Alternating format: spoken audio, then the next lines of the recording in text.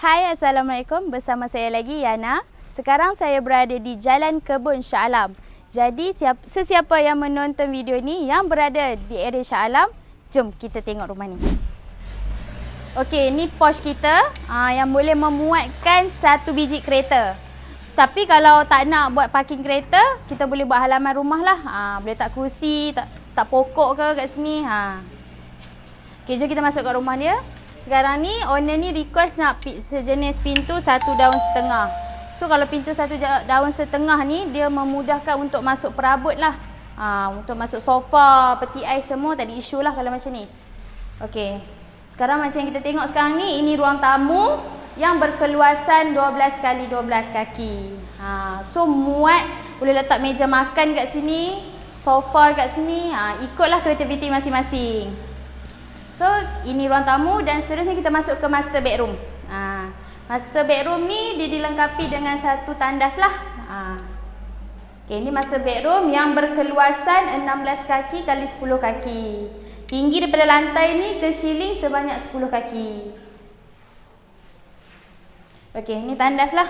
Macam yang kita lihat, ada toilet bowl, ada sinki. Tandas ni kita boleh custom lah nak jenis duduk ataupun jenis macam tu. Okey. Rumah ni ada 4 bilik. Tadi master bedroom itu bilik pertama dan ini bilik kedua. Bilik kedua. Yang berkeluasan 10 kali 10 kaki. Sama juga dengan bilik nombor 3. Berkeluasan 10 kali 10 kaki juga.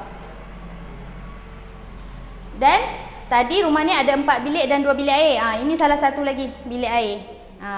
Bilik air ni bilik air kongsi. Ada sinki, ada toilet bowl. Okey. Ini bilik yang terakhir iaitu bilik yang keempat. Berkeluasan 10 kali 10 kaki juga. Luas ni. Boleh duduk 2 orang pun muat. Dan yang terakhir, package kita didatangi bersama tabletop. Ini tabletop kita lah. Saiz dia 6 kaki kali 4 kaki. Macam geng, cantik tak rumah ni? Kalau anda berminat, kami cover seluruh Semenanjung Malaysia. Kami siap rumah ini hanya mengambil masa selama 60 hari. Jadi, jumpa video yang akan datang. Jangan lupa like, comment and share. Assalamualaikum. Bye-bye.